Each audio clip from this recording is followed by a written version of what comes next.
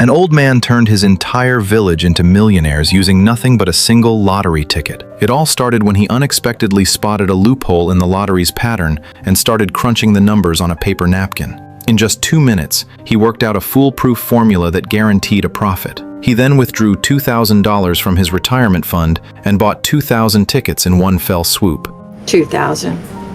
Yes, ma'am. The clerk thought he'd completely lost his mind.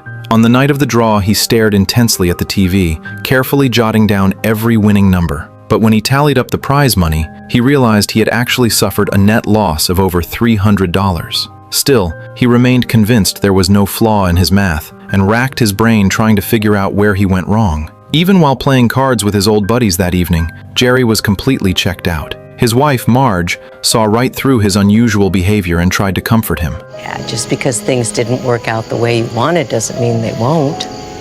Good luck happens, same as bad. Good luck?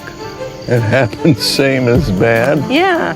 Her words acted as a wake-up call for Jerry. Last time, he had simply lost to bad luck, and he realized that only by expanding the sample size could he eliminate chance and truly achieve a guaranteed win. However, the clerk couldn't wrap his head around the concept, so Jerry pulled out a coin to break down the odds simply. So if you take a coin and you flipped it 1,000 times, you might still get 60% hits. But if you flipped it 5,000 times, the probability gets closer to 50%. The sample has to be large enough to take luck out of the equation. Jerry immediately decided to go for broke, withdrawing his entire life savings of $8,000 behind his wife's back and trading it all for lottery tickets. During a gathering with friends, Howard happened to bring up the lottery, which instantly made Jerry feel incredibly guilty. As expected, Marge wasn't exactly on board with such a massive gamble initially. We're not lottery people. Nah, it's probably for the best. You know, there are some people who blow thousands on those things.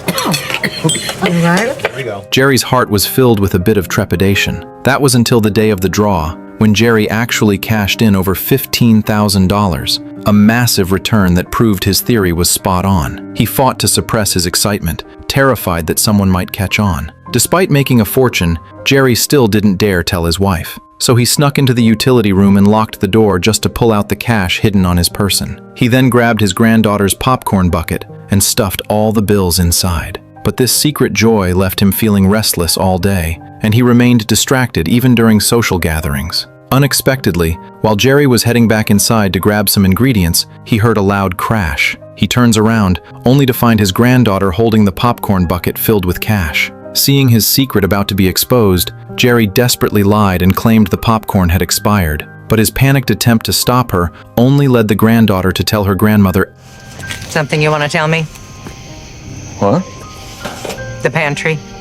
everything. Facing his wife's interrogation, Jerry finally chose to come clean with her.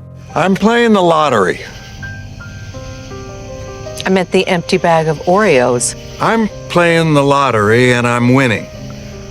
I figured out the math and I won $15,000. He thought he would face fierce opposition, but to his surprise, the more she heard, the more excited she became.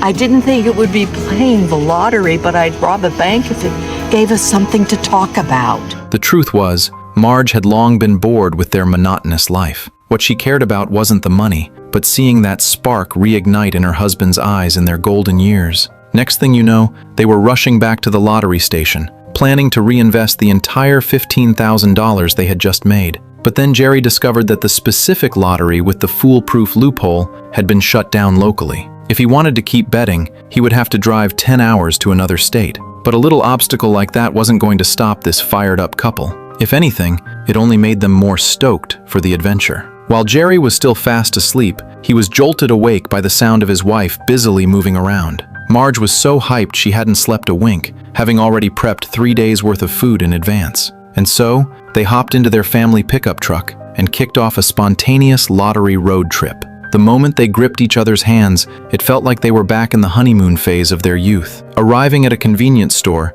they casually announced they wanted to buy 8,000 tickets. The store owner, Bill, was stunned, having never seen an order this big in all his years of business, as just printing the tickets would take over 8 hours. Fortunately, being retired, the one thing the couple had plenty of was time, so they jumped in to help Bill with the work. They worked deep into the night, before they finally finished printing every single ticket. But they couldn't even think about resting, staying up all night to cross-reference the winning numbers. After pulling an all-nighter, they finally calculated the results.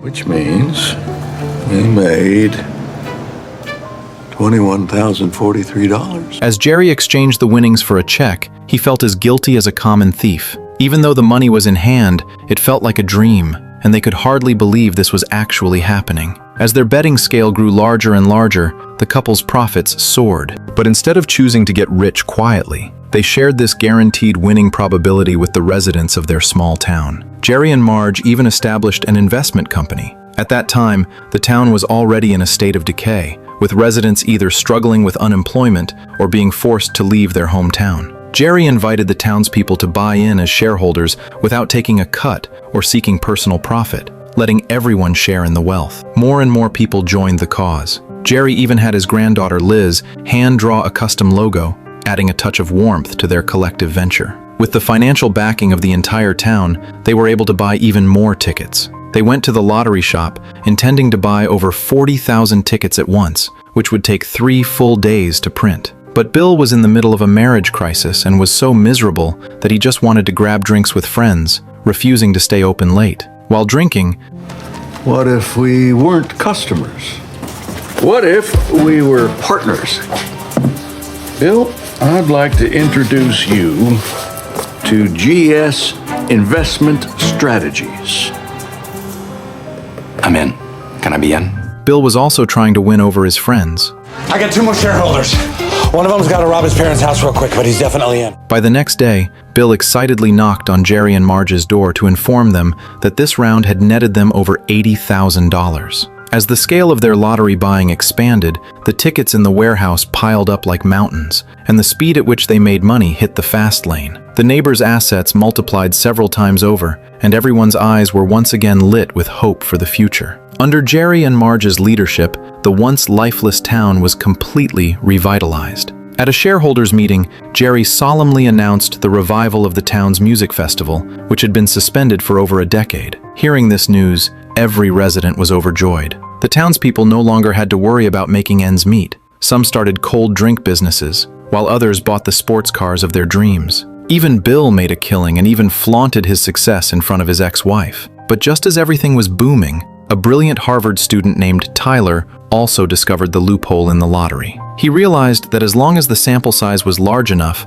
buying the lottery was a guaranteed win. So he rounded up his classmates to join him in buying tickets. However, Tyler was the polar opposite of Jerry. He didn't want to invest his own money and instead wanted to play the middleman, using his classmates' funds to generate profit for himself. In the first round of the draw, this group of students easily made over $50,000. But Tyler quickly noticed that if they didn't have competitors splitting the prize pool, their profits could be several times higher. Furthermore, their rival had even more capital, taking away the lion's share of the prize money. Eric finds a large number of lottery outlets through the lottery's official website. When Tyler arrives at the convenience store based on the locations, Jerry and his wife are dancing while waiting for the tickets to print. Seeing that his rivals are just a pair of white-haired seniors, Tyler doesn't bother to hide his mockery. Trading on his status as an Ivy League student, Tyler adopts a high and mighty, arrogant posture. Thinking they are superior because of their education, they actually have the gall to ask Jerry and his wife to work for them.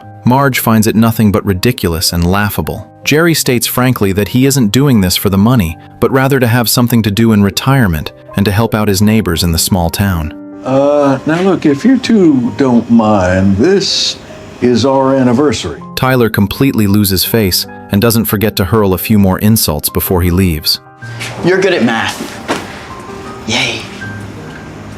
I'm sure that helps out on the farm, but at Harvard, we learn a little something called binomial distribution. Look it up. Then you'll see why your odds are better when you fill out your own slips. You're welcome. Binomial distribution only considers 2 factors, not a third, which is human error, or a fourth, which is the time it takes for you to fill in the tickets. You gain a whopping $32 for every $100,000 you win.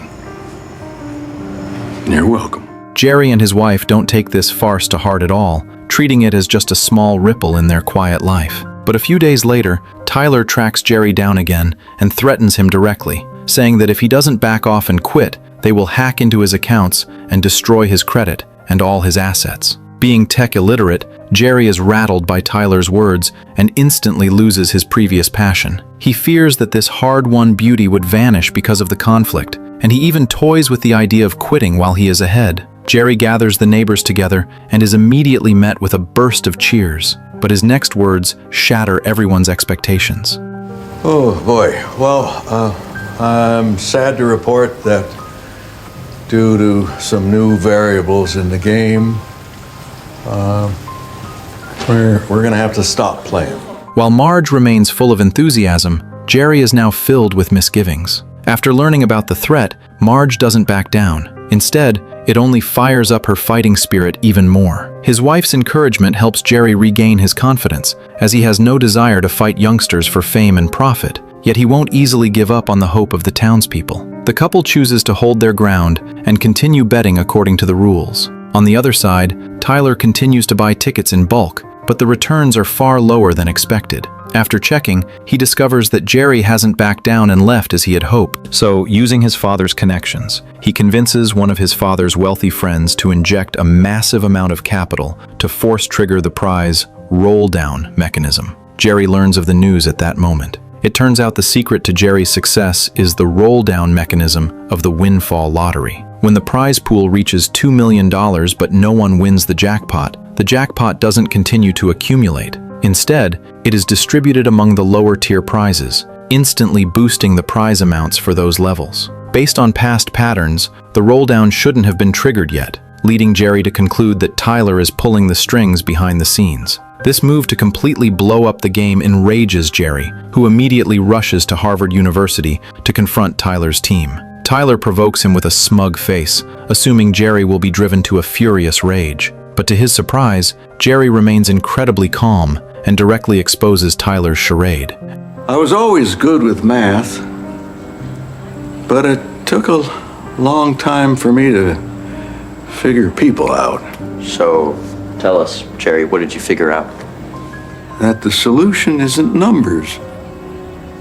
You told me that I was playing the lottery because I had nothing else. But the reason you won't share the pot is because you have nothing else. You think being the smartest guy in the room is all that matters. But it turns out it's this room that matters. All these bright young people helping you get rich. How are you helping them? Guess you haven't run the math out on that, huh? I wish you all the best of luck.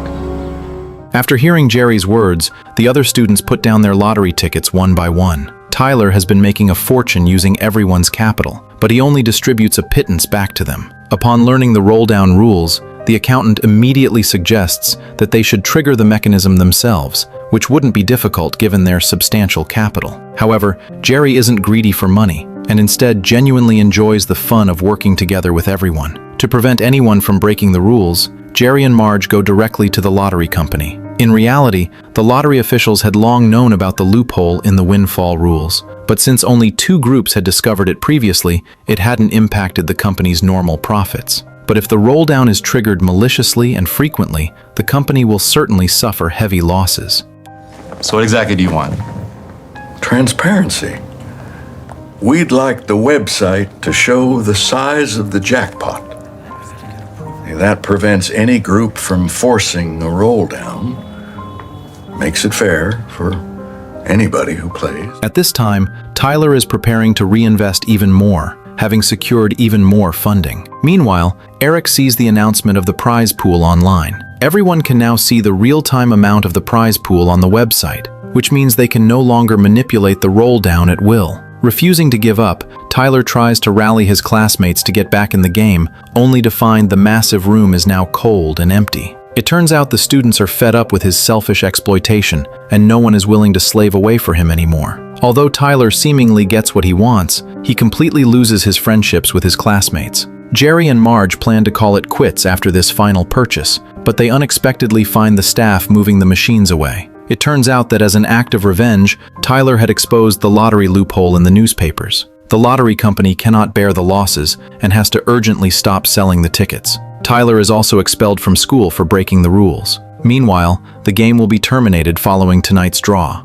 Jerry used his talent to connect people, and the neighbors keep everything he did for the town close to their hearts. That evening, they prepare to attend the shareholders' meeting. But the moment they step into the venue, they are stunned by the sight before them. The once desolate square is brightly lit, and the town's jazz music festival, which has been suspended for years, is being held as scheduled. The residents have gathered together specifically to throw a party for Jerry. Jerry cannot help but be moved to tears. Unbeknownst to Jerry and Marge, the neighbors had quietly prepared everything, pooling their resources to buy into the very last draw before the lottery was shut down. They use this warmth, unique to their small town, to repay Jerry for his dedication. For Jerry, the true jackpot of life was never the massive wealth, but regaining the warmth of his partner's company and the confidence of finding self-worth after retirement. Jerry ultimately made $27 million from this lottery, but they didn't squander it. Instead, they invested it all back into the development of the town. They supported struggling local businesses,